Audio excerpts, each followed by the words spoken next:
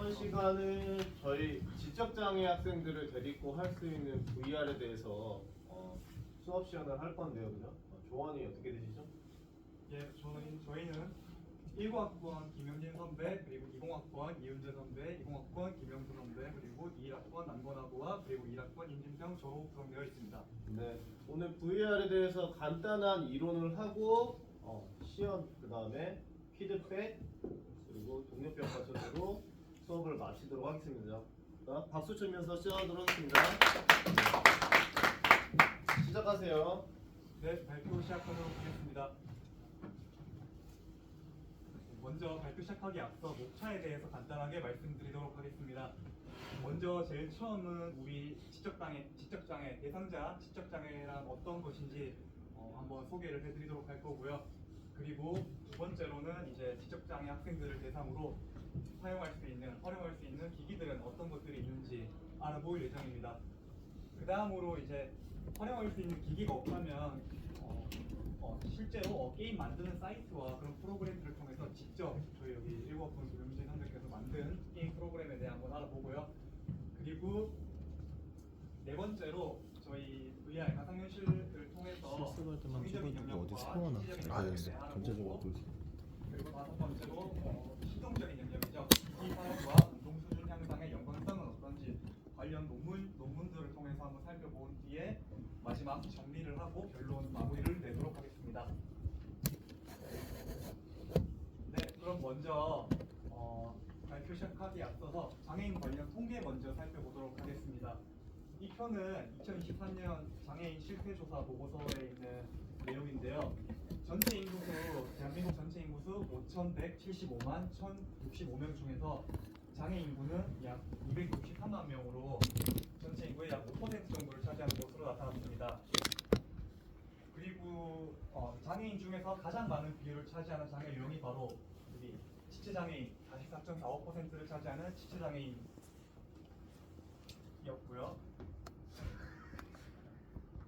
네.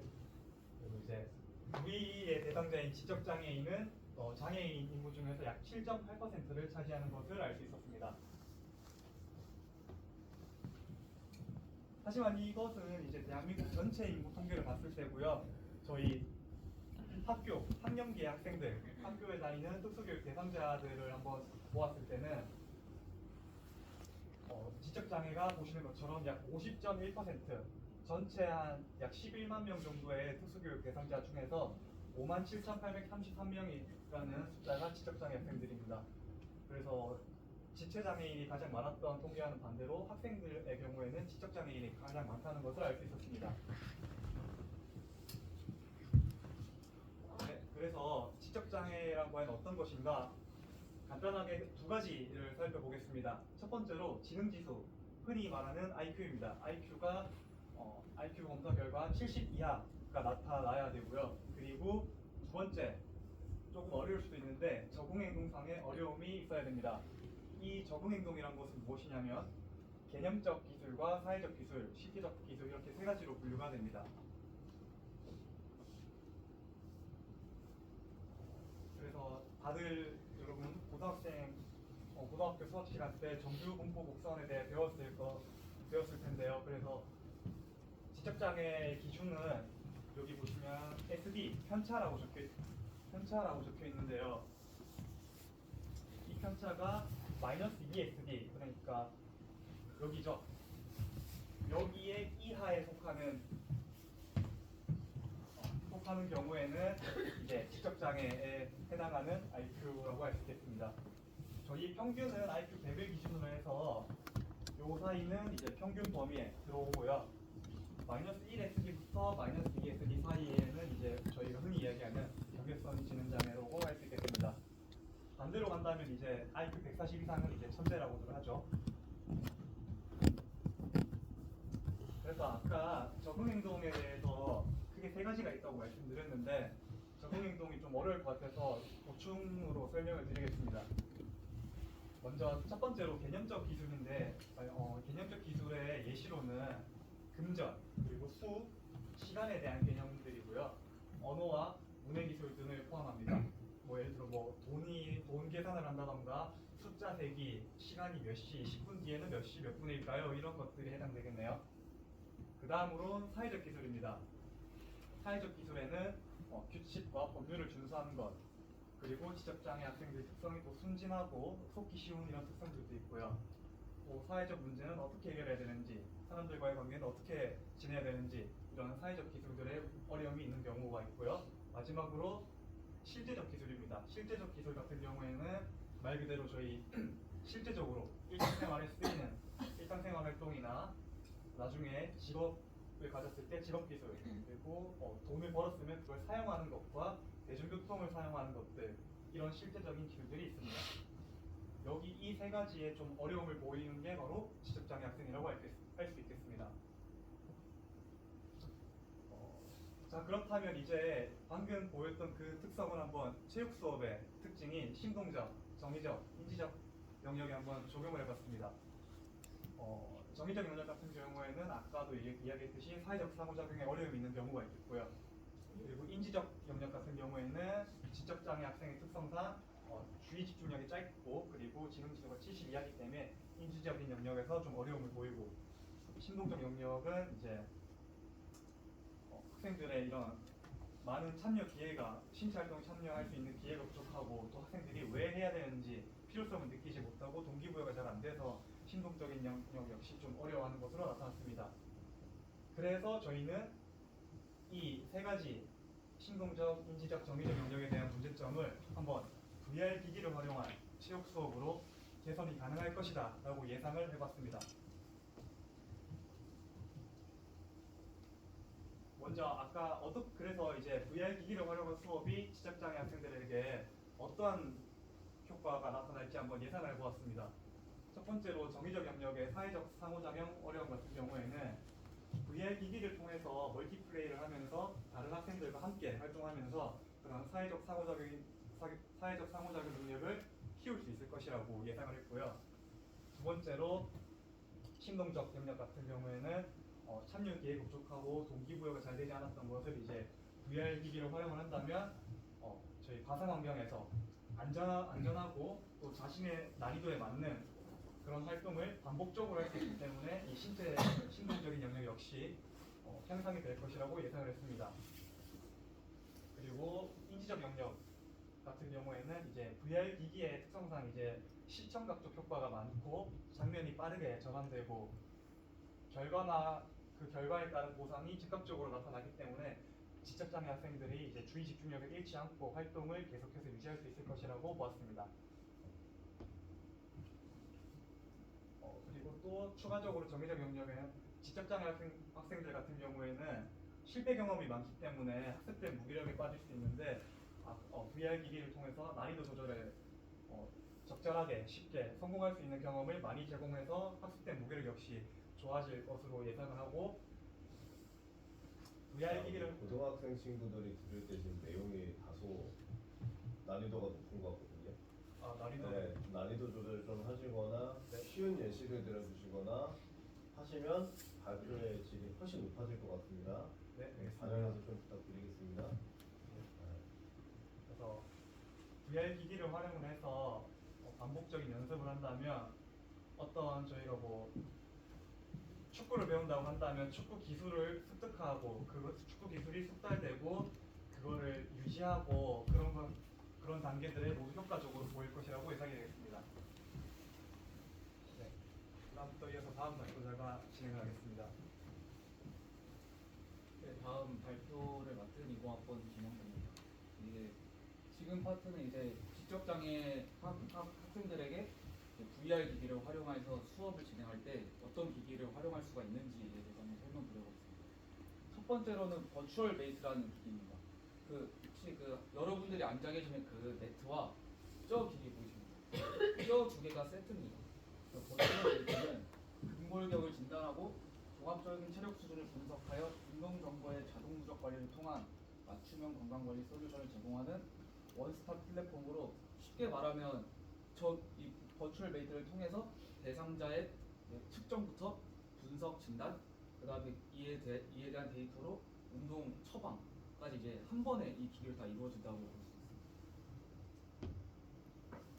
그래서 버추얼메이트의 특징을 설명하기 전에 혹시 증강현실과 증강가상에 대해서 아는 학생 있을까요? 혹시 차이점을 알고 있다? 모르겠습니다. 사실 좀 어려운데 쉽게 설명해 드리면 증강현실은 우리 지금 있는 기존 실제 세계에 가상의 사물을 합성을 해서 실제 사물처럼 이제 느끼게 하는 것을 증강현실이라고 하고, 증강가상은 가상현실이라고도 많이 불리는데 기존에 있던 실제 세계와 다르게 아예 인공적인 기술로 새로운 공간을 창조해내는 것을 증강가상이라고 합니다. 하지만 증강현실은 이제 그잖아 핸드폰 보면서 하시면 안 됩니다. 예. 증강현실은 이제 단순한 실제 세계에 가짜의 이미지를 합성했다 보니까 약간 이질감이 좀 든다는 단점이 있고, 이제 가상현실 같은 경우에는 이제 아예 대상자를 새롭게 창조한 공간에 갖다 놓으니까 대상자가 이질감을 느낄 수가 있습니다. 이 두 가지를 보완하고 단점을 보완하고 혼합한 혼합현실이란, 이 보완하고 혼합한 것을 혼합현실이라고 하는데, 이 혼합현실을 구현한 몰입감 높은 실감형 콘텐츠를 제공하는 게 버추얼메이트의 특징입니다. 그래서 기기에 카메라가 내장되어 있는데 이 카메라가 우리 몸에 이제 26개의 관절 위치를 센싱해서 대상자의 동작과 자세에 대한 실시간 피드백을 제공할 수 있습니다. 그래서 버추얼메이트는 크게 세 가지 기능이 있다고 볼 수 있는데, 첫 번째는 측정입니다. 이제 대상자의 신체 능력 데이터나 건강 데이터와 같은 이제 융복합 데이터의 AI 측정으로 대상자의 체격, 자세, 체력 데이터를 측정할 수 있습니다. 그 다음으로는 이제 분석 및 진단인데, 이 측정한 것을 바탕으로 이제 빅데이터 분석으로 이제 동작 수행 정보, 대상자의 소모 칼로리, 운동량, 피로도, 피지컬 레벨 등과 같은 이제 여러 정보들을 이제 분석하고 이제 진단을 해줍니다. 그럼 이 분석하고 진단한 내용을 바탕으로 마지막으로 이제 대상자에게 운동 처방을 해주는데, 사용자의 건강 상태에 따른 최적화된 운동 프로그램, 또 예방 프로그램, 또 생애 운동 관리 프로그램까지 제공을 하는 게 이 버추얼메이트의 특징이라고 볼 수 있습니다. 네, 이제 다음으로는 엑소하트라는 기기가 있는데, 이게 지금 현석 학생이 앉아 있는 저 기기가 엑소하트라고 볼 수 있거든요. 그래서 엑소하트는 보통 우리가 닌텐도 위 같은 게임을 할 때 보통 손으로 많이 조작하잖아요. 근데 이 기기는 발로 조작을 합니다. 손 대신 발을 움직여서 화면이 있는데 플레이 화면 속에서 이제 콘텐츠를 게임하듯 조작하면서 좀 즐겁고 신나게 운동할 수 있는 스마트 러닝 운동 기기. 그래서 엑소하트는 스포츠 과학과 ICT 융합 기술 이 두 가지를 합친 기기라고 볼 수 있는데, 저 기기 위에서 걷거나 달리면서 화면에서 이제 시각 자극이 나오면 시각 자극을 통해서 운동하는 그 대상자가 생각을 하게 되지 않습니까? 그래서 그 생각하는 걸로 다시 이제 그 생각을 바탕으로 또 다시 발로 운동하게 되기 때문에 뇌의 판단 능력과 신체 반응을 동시에 조절해줘서 인지 기능 향상에 도움이 되는 운동 기기라고 볼 수 있습니다. 네, 그래서 엑소하트의 특징으로는 세 가지가 있는데, 첫 번째는 운동 보드입니다. 혹시 앉아 있는 운동 보드가 혹시 어떤 느낌입니까? 저 끝이나 이게 아마 이게 특수 제작된 운동 보드여가지고 에어 쿠션이 특수 제작이 돼서 평지보다 두세 배 높은 운동 효과를 볼 수 있습니다. 그래서 이 운동 보드를 통해서 근지구력과 순발력을 제고할 수 있고, 또 푹신하기 때문에 관절 보호 및 관절 강화에도 효과가 있습니다. 두 번째로는 이제 재미있는 운동 게임이 있는데, 저게 굉장히 많고 다양한 운동 콘텐츠들이 탑재되어 있는데, 또 혼자만 할 수 있는 게 아니라 여러 명이서 함께 릴레이 협력 운동 게임도 가능해가지고 아마 여러 명이 동시에 즐기기에도 좋은 운동 기기인 것 같습니다. 그리고 마지막으로는 운동량 기록 관리입니다. 이제 그 게임을 하면 이제 그 게임했을 때 신체 활동을 바탕으로 이제 걸음수, 시간, 운동량 등에 관한 운동 정보를 자동으로 기록하고 관리해주는 기기입니다. 그래서 세 번째는 이제 VR 스포츠실인데, 요 스크린과 이 프로젝터 이거를 VR 스포츠실이라고 하는데, 가상현실 기술을 활용한 실내 스포츠 공간으로 하이브리드 스마트 스크린을 기반으로 정확한 실시간 모션 인식 및 시뮬레이션 기술을 구현한 그 스포츠 공간이라고 보시면 좋을 것 같습니다. 네, 그래서 가장 큰 특징은 아까 전에 말씀드렸다시피 스크린 기반 가상현실 시스템입니다. 그래서 이 VR 스포츠실에는 충돌인식 스크린빔, 그리고 빔 프로젝터, 그리고 공 움직임 분석 시스템 등을 다 붙여가지고 카메라와 특수 센서를 통해서 이제 축구 같은 것도 사실 밖에서 비 오면 체육 수업 때 잘 활용을 못하지 않습니까? 자, 여기서 안에서도 공 움직임 센서를 통해서 축구 같은 것도 슈팅 이런 거 할 수 있고, 그리고 양궁 같은 것도 실내에서 할 수 있기 때문에 이제 시공간 제약을 극복한 실내형 스포츠 공간이 가장 큰 특징이라고 볼 수 있습니다. 그래서 VR 스포츠실에는 세 가지 특징이 크게 있는데, 첫 번째는 안정성 및 접근성입니다. 그 사실 실내에서 운동을 하다 보면 바닥이 좀 딱딱해서 넘어지거나 크게 다칠 수도 있는데, 애초에 설치를 할 때 충격 흡수 바닥을 따로 설치한다고 합니다. 충격 흡수 바닥과 안전 센서 설치 등으로 통해서 안정성을 확보하고, 또 이제 조작법이 매우 간단하고 쉬워서 이제 신체적 제약이 있는 학생들에게도 쉽게 조작할 수 있도록 해서 이제 접근성을 확보했습니다. 두 번째로는 개별 운동입니다. 그래서 이제 그 모든 콘텐츠마다 난이도 조절이 다 가능해서 학생별로 자기의 특성에 맞게 난이도 조절을 할 수 있고, 또한 다양한 콘텐츠를 통해서 자기의 취약한 부분만 따로 집중적으로 훈련도 할 수 있습니다. 네, 그리고 마지막으로 굉장히 다양한 콘텐츠가 있는데, VR 스포츠 실이지만 스포츠 활동할 수 있는 게 아니라 뭐 과학 퀴즈나 뭐 산수 퀴즈 같이 교육적인 프로그램도 제공을 하고 있습니다. 네, 이 외에도 뭐 VR을 겸비한 스마트 헬스 바이크인 뭐 스마트 엑서 바이크나 별도의 강사 없이 그룹별로 운동하도록 다양한 영상 콘텐츠를 제공해주는 스위핑 머신 또한 활용할 수 있습니다. 네, 이제 나머지에 대한 상세한 조작법은 다음 실습 시간에 다시 설명드리도록 하겠습니다.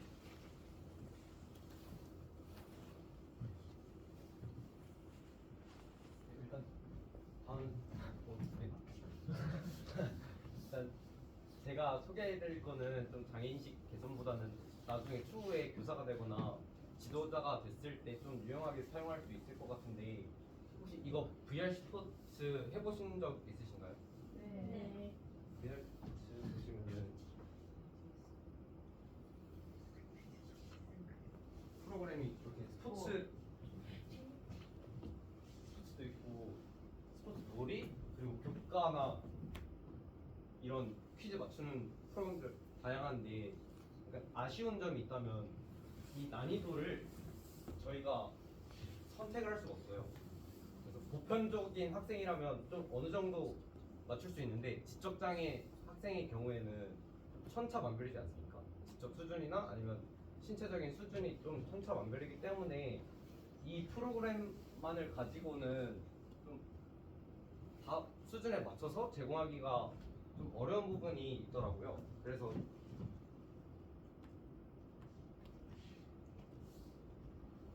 제가 이번에 할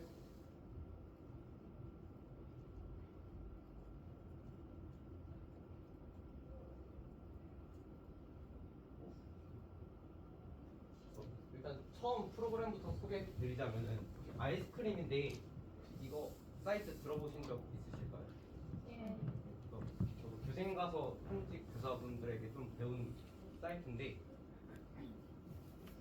이 아이스크림에 가면은 되게 교과 자료도 많고 교과서나 평가 자료, 그리고 학년별 수준별 이런 자료들도 많아요. 수학 일반 교과도 있고 음미체 교과도 있는데, 이런 자료도 다운받을 수 있고, 여기 옆에 가시면은 게임과 툴킷이 있어요. 이런 게임 같은 경우도 여기서 직접 스크롤 내려주시면 이게 뭐 OX 퀴즈나 텀 게임 스크롤만 내려주세요. 오? 제가 이거 되게 다양한 게임들이 있고, 이거를 저희가 직접 제작을 할 수도 있거든요.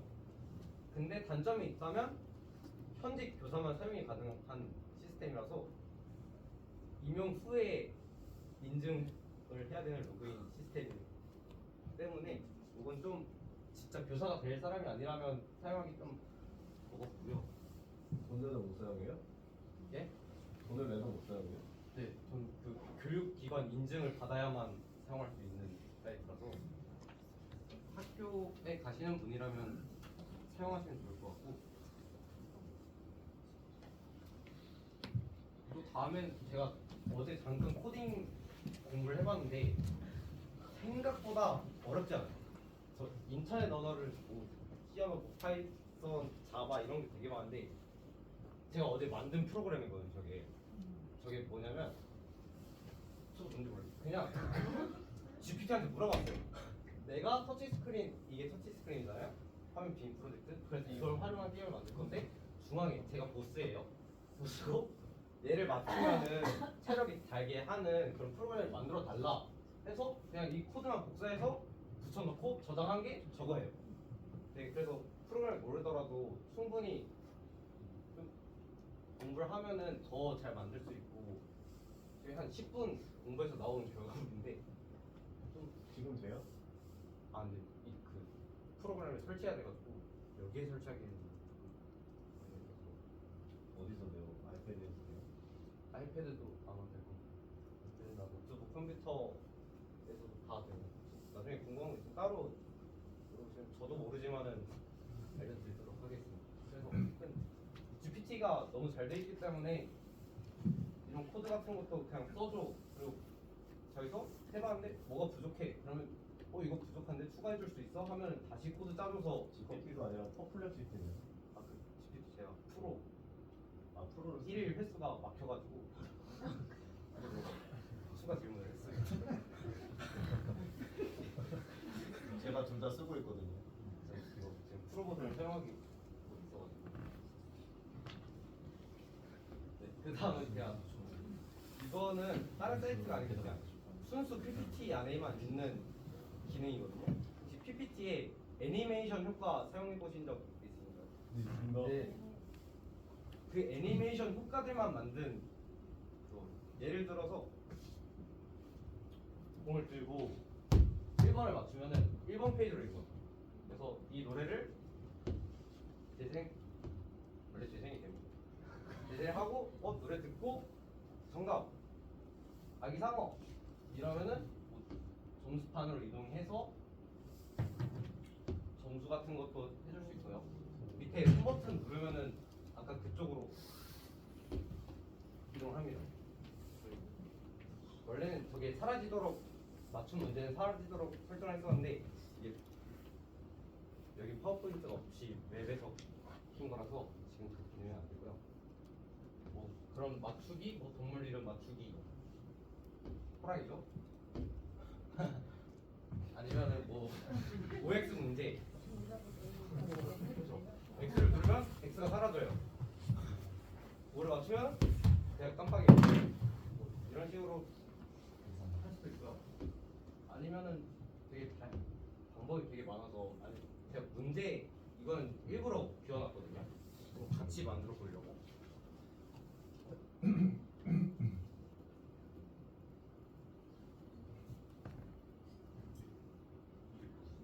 진짜 또 게임 아니야? 맞네. 아 수정이 안 되네요. 그러니까 거기 파워포인트도 연기 안 돼서 수정이 안 되는데, 그냥 여러분 PPT 다 만드실 줄 알고 그러니까 그냥 문제 쓰고 번호 누르고 하는 건 되게 쉽잖아요. 그래서 여기서 제가 3번으로 설정을 하긴 했는데 2번을 하면 사라지고 1번을 하면 감사합니다. 그래서 3번을 누르면 얘도 깜빡이게 이런 식으로 좀 지적장애 학생 수준에 맞게 개발을 시킬 수 있다는 장점이 있거든요. 디자인이 좀 구려도 그런 장점이 있습니다. 아니면은 그 디스크 윷놀이 아니죠. 근데 만약에 학교 현장에 없는데 이 터치 스크린이 있다? 그럼 공짜로 이거를 만들 수 있는 거예요. 던져보세요. 던져보세요. 이걸 딱 눈에 뭐 맞췄는지 눈에 이거 보이시죠? 맞추면은 유시 이동하는 게 아니라 내가 말을 손으로 이동해야 돼? 만약에 말을 이동하고 싶은 기능을 할 거면은 추가는 할 수 있어요. 살짝 복잡해지긴 하는데 못하지는 않으니까. 이거 제가 한 2분? 2페이지 만드는데 2분 걸렸거든요. 되게 간단하게 할 수 있고요. 아니면 제가 교수님 갔을 때 좀 경험해서 얻은 아이디어인데 그 지적장애 학생 중에 어떤 특정 캐릭터에 집착하는 학생들이 있어요. 제 반에도 봤었는데 아니, 그 캐릭터가 지금 감기에 걸려서 지금 바이러스들 때문에 감기에 걸렸다. 그래서 우리 빨리 공을 던져서 이 바이러스를 물리쳐야 된다. 물리쳐 주시겠어요? 물리쳐 주세요. 공 사라지거든요. 그쵸? 다 사라져. 이런 표정 맞추기도 가능하고요. 한 판 더 해보세요.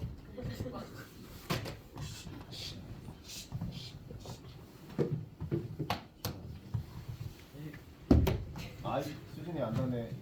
오.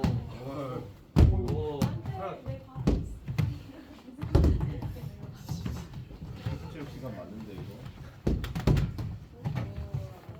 예를 들어 여기 효과음이나 다른 효과들도 충분히 할 수 있거든요. 이런 식으로 하거나 아니면은 RPG 게임 해보신 적 있으실까요? 약간 보스 같은 느낌이거든요. 얘는 체력이 좀 있어요. 체력이 있기 때문에 한번 이런 체력이 달고 이러면은 이제 클리어가 뜨고 그러면 여러분 덕분에 이제 짱구 감기 낫고 건강해졌다 이런 보상까지 들을 수 있는 이런 게임 제작법을 좀 알려드렸는데 이거 말고 되게 다양한 방법들이 많거든요. 낱말 맞추기나 그런 방법들이 되게 많기 때문에 이런 걸 좀 알고 계셨으면 좋을 것 같아서 발표를 준비해봤습니다. 감사합니다. 영준이 나중에 좀 소스를 좀 알려주세요. 네, 알겠습니다.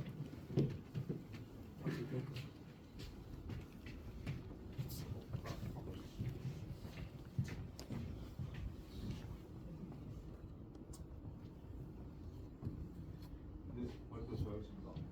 네, 아까 명석이 전달한 스포츠의 설계에 대해서 설명하고 제 의견을 말씀드리겠습니다. 일단 스포츠 설계를 하려면 안전 확보가 중요하거든요. 충격 흡수 바닥재를 사용해서 안전 센서 설치를 충돌 방지하고 VR 기계로 무게를 최소화해서 사용시간 저항으로 피하도 감소하는 그런 확보성이 있고요. 그다음에 이제 VR실 이제 접근자 형상이라는 것은 객관적인 그런 인터페이스로 설계하기 때문에 예를 들면 언제 어디 스포츠에서 언제 어디서 누구나 사용할 수 있는 부분들이고 또 신체 제약을 고려해서 시선 추적이나 간단한 동작으로 가능하고 개별 나중에 가능한 게 장성입니다. 그리고 프로그램 다양한 연령과 장애 정도별 맞춤을 개발해서 좀 더 많은 프로그램으로서 스포츠를 활용할 수 있는 걸로 설계를 하는 게 목적입니다. 가상현실이 이제 버추얼 리얼리티라고 하는데 가장 큰 장점이 이제 몰입의 특성입니다. 공간적, 시간적 상황에서의 몰입, 상호작용에서 무한한 자유로도 VR의 그 특성을 가지고 있고요. 그리고 그의 가장 좋은 장점은 이제 충분한 성공의 경우 적절한 실패로 경험을 제공함으로써 장애인 학습 동기를 높일 수 있으며 학습자의 개별적 필요와 스타일에 따라 수준 조절이 가능한 개발이 되어 있습니다. 그리고 VR 스포츠의 개념에 잠깐 설명하고 보시도록 하겠습니다. 가상현실 스포츠 정의는 우리 가상기술을 활용해서 실내 스포츠 공간으로 지금 현재 이 공간처럼 다양한 운동과 게임을 안전하게 즐길 수 있는 디지털 체험 환경을 제공하고 실제 스포츠를 모사한 가상 체험을 통해 운동 효과를 얻을 수 있습니다. 가상현실의 필요성은 신체 활동 증기 및 엔진의 향상, 사회적 발달을 돕는데 좋고 안전 환경에서 다양한 스포츠를 경험해서 자신감 향상과 스트레스 해소에 효과적입니다. 아까 말씀드린 대로 가상현실 필요성에서 신체 활동 증진의 이 부분을 좀 더 세분화한 내용인데요. 신체 기능 향상입니다. 안전한 시뮬레이션, 그러니까 안전한 공간에서 체육 활동을 하기 때문에 신체 활동을 촉진하고 자기 조절 및 동기를 부여하며 사회적 상호작용 및 의사소통 훈련을 하고 맞춤형 훈련 프로그램으로 심리적 안정을 제공하고 또 그리고 반복적인 운동 훈련으로 신체 기능을 향상하는 데 도움을 줍니다. 예. 제가 이제 그 신체 기능 관련된 논문을 찾아보다가 비슷한 그 내용이 맞는 걸 찾아봤는데 지적장애 아동 대상으로 가상현실 기반 작업 치료 프로그램 그러니까 닌텐도 윈이라는 게임을 통해서 신체 기능 승인형이 얼마나 미치는지 알아봤는데요. 연구 목적은 가상현실이 신체 기능에 미치는 영향을 알아보기 위해 연구 방법은 6주간 50주 50분 12회로 닌텐도 게임을 즐겼을 경우에 결과로는 유의한 차이는 없지만 실제로 신체 기능과 현실 기반 프로그램으로 효과를 확인할 수 있었다는 그 내용의 논문 내용입니다. 그리고 저희 이제 제가 이거 좀 내용을 다 본가서 좀 이게 좀 자료를 탁 끄집어낸 것도 있지만 이게 지금 보면 최근에 이제 몇 년 사이에 준비한 그 가상현실 프로그램으로 이제 어떤 결과가 나와 있는지에 대해서 장애가 보통 지적 장애라든지 이런 부분들을 봤을 때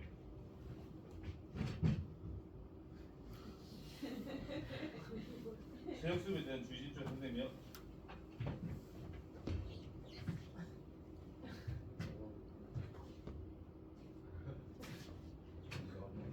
지겠습니다.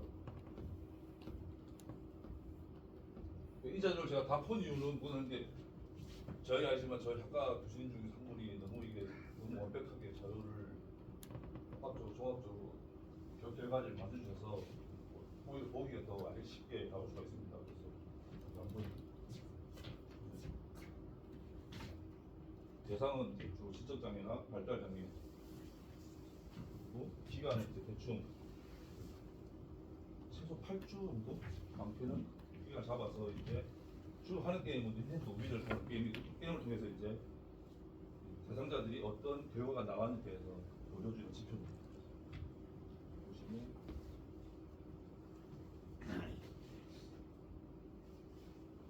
이와 같이 이제 그때는 이제 가상현실 게임이 진짜 실질적으로 신체 기능 훈련을 좀 더 단련하고 향상시키는 효과적이었다는 것을 충분히 기록으로 볼 수가 있습니다.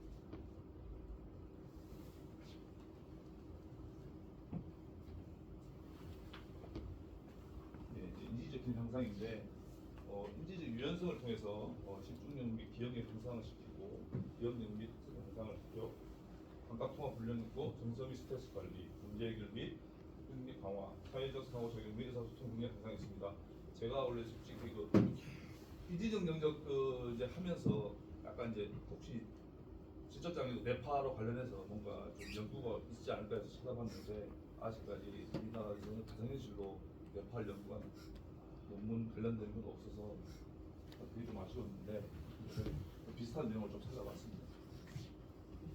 지적장애 학생이 사회 통합하기 위해서는 가장 필요한 게 의사소통이거든요. 사실 우리 지적장애가 의사소통이 쉽지 않거든요. 그런 부분들을 가상현실 기반 의사소통 프로그램 VRCTP라는 프로그램으로 이 부분을 또 이제 만드는데 이 내용이 뭐냐면 우리가 이제 예를 들면 카페, 학교, 가상현실을 둔 상태에서 등장인물을 만듭니다. 등장을 만들면 이제 그 학생이 이제 VR 헤드셋을 끼고 이제 그 프로그램 접근을 하면 진짜 쉽게 말해서 간단하게 인사하기, 뭐 질문하기 아니면 이제 이런 부분들을 등장인물이 내용을 이제 예를 들면 뭐 교실 왔으면 선생님한테 인사해보세요 하면 인사하기를 하면 이게 인식이 됐을 때 그거를 이제 그 인식을 하고 그 자기 그 말을 통해서 그 인식을 통해서 이제 하는 프로그램인데 최소 제가 알기로 알아본 바로는 80% 이상 언어적으로 전달이 돼야지만 인식이 된다고 해서 선생님과 함께 그 프로그램을 하는 걸로 알고 있습니다. 그래서 결과로 봤을 때는 뭐 교사나 학생의 이제 만족도가 매우 높은 프로그램으로 사용하고 있는 겁니다. 그리고 다음 중에 사회통합인데 사회통합은 이제 사회 자존감을 높여서 사회 사회적 사고 적용을 하고 직장 및 학교상의 환경 시뮬레이션을 통해서 감정 인식 훈련을 하고 자기 표현 및 의사소통 능력 향상시키며 사회적 규범 및 예절 학습하고 사회적을 위한 안전한 환경을 제공합니다. 가장 현실에 이제 아까 설명 계속 좋은 점만 말씀드렸는데 부정적인 영향도 있는데 이런 부분들도 오히려 이제 지금 계속적으로 그 가상현실이 개발되고 발전하고 있는 불구하고도 아직 부정적인 영향 이 부분들은 문제가 있습니다. 네. 그래가지고 가장 큰 문제가 이제 예를 들면 VR 헤드셋 경우에 현기질 레스폰이 있고 이런 부분들이 이제 약간 지적장애인들이 좀 이렇게 활동을 할 때 약간 이제 연결하기 쉽지 않은 부분들이 되게 뭐 이런 단점들이 있는데 있습니다.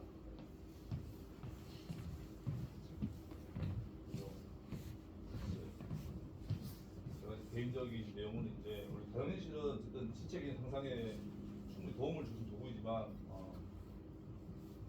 도구이고 실제 환경에서 경험이 얻은 활동을 안전하게 실현하도록 도와줍니다.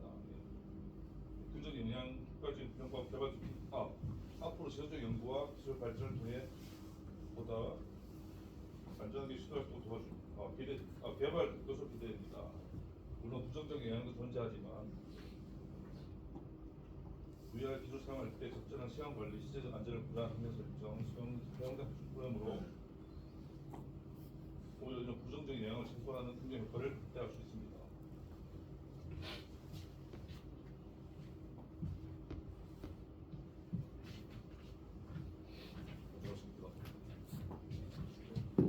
이제 제가 발표할 부분은 이제 지금까지 많은 얘기를 들었을 텐데 그걸 이제 좀 논문을 보고 과연 진짜 효과가 있었나, 어떻게 효과가 있었나 이걸 좀 알아보기 위해서 좀 제가 발표를 준비했습니다. 일단 이거 보시게 되면은 이거는 지적장애인 대상으로 이제 물체 조작 기술을 이제 조사를 한 겁니다. 그랬더니 이제 여기 보시게 되면은 이제 이것들이 이제 평균입니다. 그 지적장애인들 했을 때 평균. 근데 이게 물체 조작 기술이 한 87%가 나왔습니다. 그렇기 때문에 저는 이제 이게 좀 부족하구나 이렇게 생각을 해가지고 과연 VR 기술이 물체 조작 기술에 얼마나 영향을 끼쳤을까 이걸 좀 조사해봤습니다. 혹시 닌텐도 위 해보셨습니까? 닌텐도 위? 네. 이거는 이제 닌텐도 위를 체육 시간에 사용해서 과연 어떤 효과가 있었나를 좀 알아본 것입니다. 총 지적장애 고등학생 16명을 대상으로 3일 동안 80분 이렇게 통제 집단과 실험 집단이 나누어서 8주 동안 진행을 해보았습니다. 혹시 잘 안 보이십니까? 여러분? 좀 설명을 해드리겠습니다. 여기 보시게 되면은 이쪽이 그 통제 집단입니다. 이 왼쪽이 이쪽이 통제 집단입니다. 그리고 이쪽이 이제 실험 집단. 네. 여기 보시게 되면은 여기 정말 자 여기 맨 위에 있는 게 이제 네. 또 이게 이제 양손치기를 조사를 한 것인데 통제 집단이 47에서 53으로 이제 증가가 됐습니다. 옆을 보게 되면은 이제 여기는 위를 쓴 집단인데 46에서 4.6에서 7.1까지 좀 급격한 증가를 보였습니다. 보시게 되면 이제 다 살짝 큰 증가를 보이게 되었는데 그래서 우리는 이제 닌텐도 위를 통한 그 체육 활동이 그 지적장애인이 물체 조작 기술을 향상시키기에 도움이 되었다라고 할 수 있습니다. 이 하나로만 가지고는 이제 살짝 신뢰도가 없으니까 제가 좀 더 준비를 해봤는데 이것도 아십니까? 닌텐도입니다. 닌텐도 뭔지 아십니까? 이거는 이제 그 앞서 설명한 엑서트처럼 올라가서 하는 그 게임 기기입니다. 이거를 사용해서 평가를 진행하였는데 이건 이제 총 5명의 학생을 대상으로 진행을 하였습니다. 평가는 어떤 평가를 진행하냐면 오세레츠키 평가를 진행하였습니다. 한국판. 그래서 위에 게 사전 이거 이건 보입니까? 예. 그 위에 거 보면 다 빵입니다. 빵. 그러니까 이걸로 교육을 하기 전에는 좋지 않았다. 정적 협동 능력이. 하지만 이거 이 기계로 교육을 하고 난 이후는 이렇게 20, 10, 20, 30, 30 이런 식으로 다 증가를 한 추세를 볼 수 있습니다. 정적 협동 능력뿐만 아니라 이제 손동작, 일반적 협동 성과나 속도, 무시적 자발 동작, 단일 동작 수행 능력 등 다 급격한 증가를 한 것을 볼 수 있습니다. 그래서 이 닌텐도 위 핏을 이용한 체육 활동 역시 체육 활동 능력에 큰 영향을 준다고 볼 수 있습니다. 알 수 있었습니다. 네, 마지막으로 네, 엑스박스 360 키넥트입니다. 혹시 뭔지 아십니까 이거? 네. 어떤 건가요 혹시? 비디오 게임 하는 거 아닙니까? 네 맞습니다. 이게 조이스틱 이런 거 있는데 이게 중요한 거는 키넥트 카메라가 있다는 겁니다. 카메라가 있어서 여기 설명은 이제 버추얼 메이트처럼 살짝 동작으로 운동을 하는 것을 말합니다. 이걸로는 이제 그 하지 능력, 하지 근력 능력을 평가를 했습니다. 이건 어떤 식으로 평가를 했냐면 혹시 등속성 운동이 뭔지 아십니까? 등속성 운동. 모릅니다.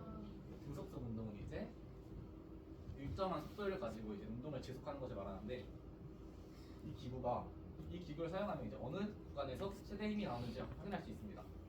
그래서 이걸 이용해서 이제 평가를 해봤는데 혹시 숫자 보입니까? 숫자 이거? 네. 아.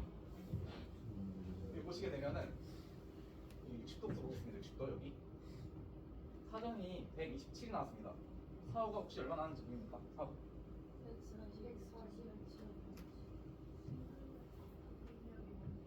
싱글력은 이제 이 흔히 말해서 늘어나는 근육. 그러니까 이렇게 다리가 있습니다. 다리가 이렇게 됐을 거. 어디가 늘어납니까? 여기. 여기가 이제 싱글력인 겁니다. 여기 이제 구글력이고. 자 밑에를 보게 되면 비교 집단이라서 이거는 이 키넥트 하지 않은 집단입니다. 혹시 이거 얼마인지 보이십니까? 190입니다. 자 이건 혹시 보입니까? 네. 아, 안빠온 거 아니죠? 안빠온 사는 거 아니죠? 보니까 이걸 보게 되면은 실험 집단은 근력이 늘어난 것에 비해서 비교 집단은 근력이 오히려 감소한 것을 확인할 수 있습니다. 이거 너무 많아서 이건 좀 생각할 텐데 네. 하지만 여기 가끔 보다 보면은 자 여기는 비교 집단인데 죄송합니다. 50에서 54로 증가를 하고 여기는 56에서 54로 떨어지는 경우도 있습니다. 그래서 이게 예외적인 부분도 있었지만 이제 여기를 보게 되면은 180도에서는 거의 이제 모든 그냥 모든 이제 부분에서 이제 실험 집단이 상향한 것을 볼 수 있습니다. 그래서 우리도 이걸 보면서 360 키네틱을 사용하면은 하지 근력에 향상을 줄 수 있구나를 알 수 있습니다. 그래서 이렇게 저랑은 이렇게 세 가지 기기를 사용해서 체육 수업을 하면은 체육 능력에 얼마나 영향이 있나를 좀 알아보았습니다. 다음 순서로 넘어가겠습니다. 저희 먼저 여기 그림에 보이는 건 오큘러스 퀘스트 2라는 기기인데 여기 있는 요 장비거든요. 그래서 너무 근데 또 우리 고등학교 학생들인데 논문을 많이 보면 힘드니까 간단하게 말씀드리겠습니다. 이 기기를 통해서 볼링이랑 테니스, 야구를 연습을 했는데 대상자는 16세 풋살급에 있는 지적장애 학생들 대상으로 연구를 진행했습니다. 여기 TGMD3는 이제 대근 운동을 평가하는 그런 평가 검사 도구라고만 알고 하고 넘어가겠습니다. 근데 한 번만 평가하면은 좀 신뢰도가 떨어지니까 3번을 반복을 해서 자료를 수집을 해왔다는 뜻입니다. 그래서 어떤 것들을 측정을 했냐?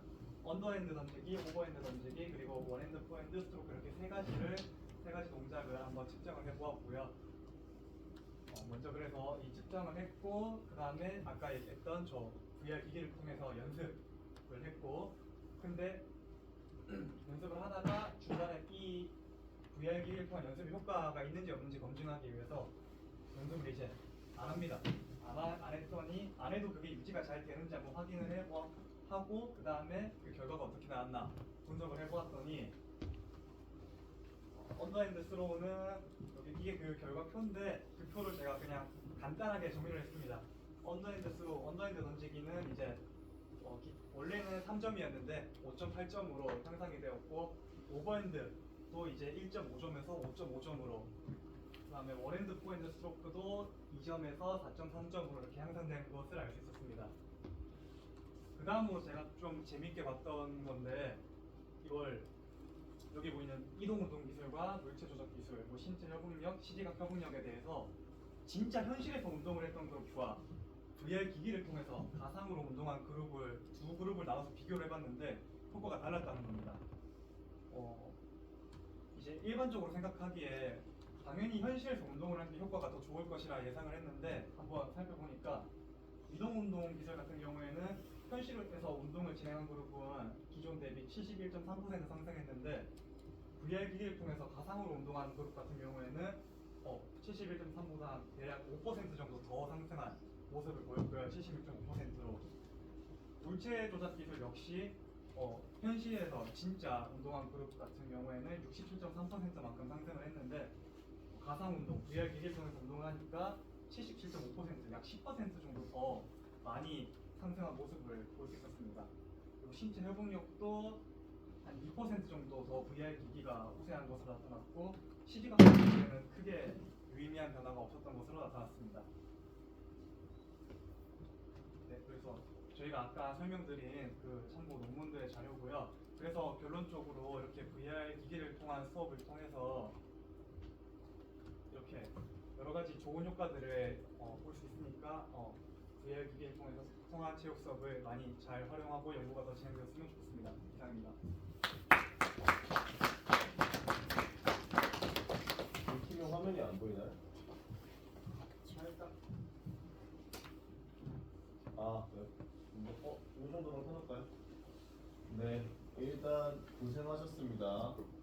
자, 발표에 대해서 코멘트는 조금 나중에 자기가 이런 거 어땠다, 이런 거 좋았다, 이런 거 조금 아쉬웠다 하는 부분들은 이따가 아까 그 스프레드 시트에 좀 써주시고요. 링크 접속해서 도움이 좀 많이 될 겁니다.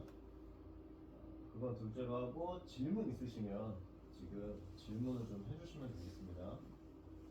그 혹시 이게 이장의 고등학생을 대상으로 한 장애인 우선교육이라고 알고 있는데 혹시 논문이나 이런 걸 알려준 이유가 있습니까?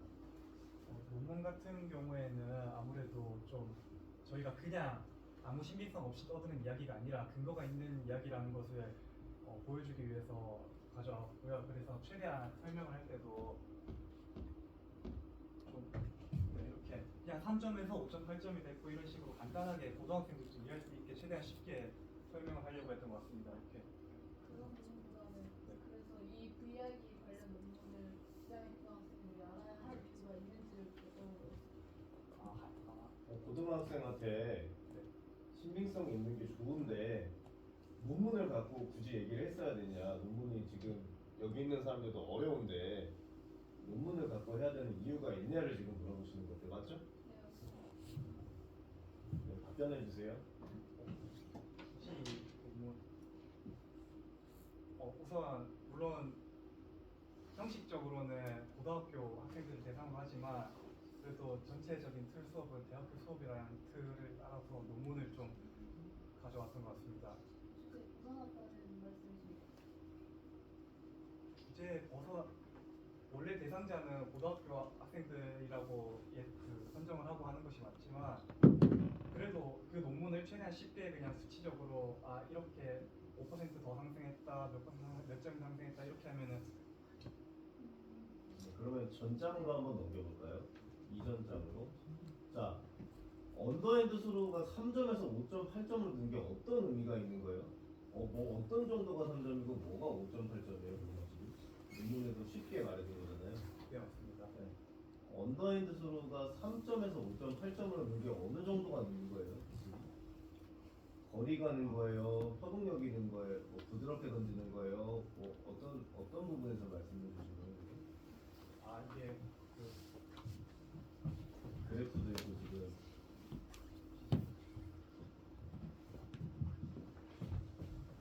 이제 언더핸드 스로우가 이제 원래는 3점이었다는 게 그 VR 기기를 통해서 연습하기 전에 한번 네. 동작을 지켜보니까 그거 알겠는데 늘었다는 건 알겠는데 뭐가 어느 정도 늘은 게 점수에 영향을 어떻게 미친 거예요?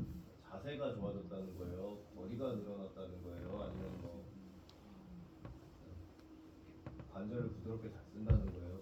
어떤 게 3점에 어떤 의미가 있는 거예요? 아 이게 PGMD에서 3점이요? 예 맞습니다. 그겁니다. 거기서 PGMD는 점수가 몇 점 만점인 거예요? 그게 지금 5.8점이에요?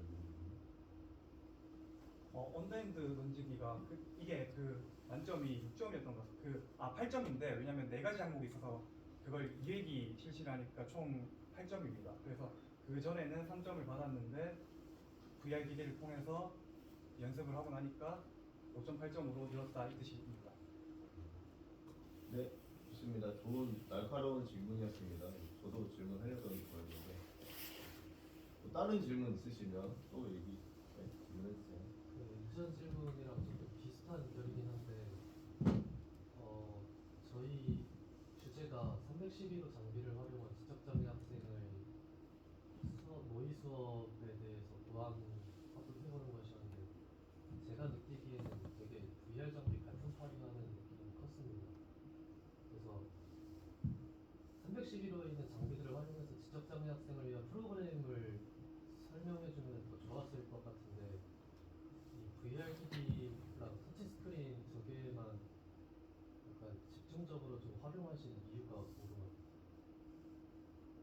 저희가 우선 발표는 이렇게 진행을 하지만 나중에 또 실습을 할 수 있는 시간을 마련했습니다. 그래서 실습을 할 때 이제 여기 있는 장비들을 사용을 해서 좀 실습이 남아 있나요, 그럼 지금? 실습을 할 건가요? 예. 발표가 끝난 게 아닌가요, 지금? 실습을 원래 예정이 되어 있었습니다. 아, 그래서 그래요? 실습을 이 장비들로 그때 하려고 했었습니다. 발표 시간이 조금 넘치긴 하네요. 네, 일단 알겠습니다. 무슨 말인지 알겠습니다.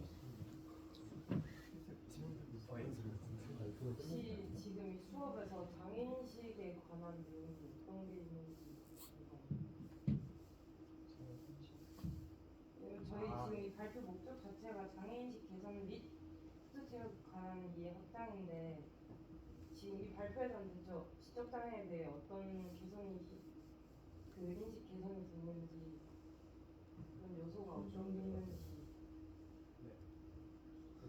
우선 저희가 생각하기에는 기존의 지적장애 학생들 같은 경우에는 그런 운동이나 신체적인 능력 같은 것들이 떨어져서 잘 못할 것이라고 비장애 학생들이 생각할 거라고 생각을 했는데 그 학생들한테 이제 여러 VR 기기들을 통해서 이렇게 연습을 하고 지도를 해봤더니 이렇게 점수도 올라가고 많은 향상이 있었다. 그래서 이 친구들도 못하는 것이 아니라 방식과 이런 연습하는 거를 다르게 해주면은 충분히 할 수 있다. 이런 거를 의도를 하고 장애인식 개선 효과를 보였습니다. 네, 혹시 질문이 더 있으면 다른 사람이 이제 좀 답변해 주세요. 진평이 말고. 혹시 또 있나요? 질문? 추가적으로 그 아까 프로그램 코딩 이런 거 알려주셨는데 그게 지적장애랑 어떤 연관이 있고 장애인식 개선 교육이 뭐가 어떤 요소가 들어가 있는지 궁금합니다. 저는 장애인식 교육보다는 좀 여러분들한테 이걸 활용하는 방법을 좀 더 다양화 시켰으면 좋겠다라는 느낌으로 접근을 한 거고요. 그리고 뭐 코딩이나 그런 프로그램 만드는 부분에서는 여기 그냥 이 기기에 있는 뭐 스포츠나 그런 걸 활용해도 되지만 이걸 조작을 해보면은 저희가 조작할 수 있는 게 그냥 시간, 인원수 이런 거밖에 없습니다. 그래서 지적장애 학생들은 너무 수준도 천차만별이고 가나다 수준으로 나뉘고 좀 개별화해서 뭔가 제공을 하기에는 이 기기와는 조금 맞지 않는다고 생각해서 좀 그 개발을 위해서 추가적으로 제작할 수 있게 그런 걸 알려드리겠습니다. 그러니까 비장애 고등학생 대상이 아니라 전공자인 네, 대학생 여러분들의. 대상으로 하신 겁니다. 네.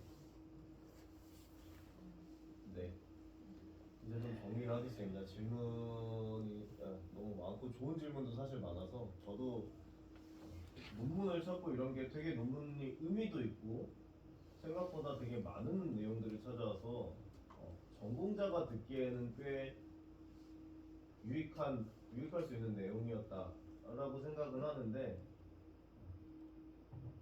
이게 고등학생이나 실제로 처음 접하는 사람한테 장애 인식 개선이 아니어도 그냥 장애에 대한 이해도를 높일 수 있는 정도의 내용이면 제가 된다고 했었는데 초보자가 듣기에는 조금 다소 어려운 내용들이 좀 많았던 것 같아요. 실습 같은 경우도 이 수업하고 지체장애인 실습 수업은 실습을 위주로 갔으면 좋겠다고 했는데 이론이 너무 많아 지금. 그러니까 이거는 지금 리허설이나 이런 게 조금 덜 된 것 같아요. 그러니까 노력에 비해서 조금 목표로 하는 바를 약간 살짝 조금 옆으로 비껴가지 않았나 하는 생각이 약간 듭니다. 하지만 뭐 너무 좋은 내용이긴 했어요. 뭐 정규분포 이런 거 되게 좋은 내용인데 사실 좀 고등학생 여러분 정규분포 아세요? 윤서봐 정규분포 곡선이 뭐야? 몰라? 우리 측정적 같은 배우죠, 그죠? 뭐 이런 것도 그죠? 영진이가 한 내용도 되게 활용도 높았고 남건 선수나 윤재가 말한 것도 되게 의미 있고 좋았는데 그래서 뒤로 넘겨보세요. 운동기구학과 윤재가 소개하는.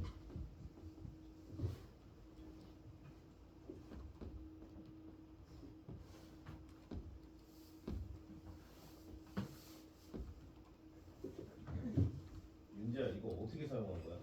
이걸로 무슨 게임을 어떻게 했다는 거야? 이제 여기서 어떤 게임 프로그램을 어떻게 사용한 거야? 총 4가지 프로그램을 사용한 걸 알고 있는데 근데 그 저글링이라는 게임이 있습니다. 카메라 인식을 해가지고 움직이는 그 게임도 사용하고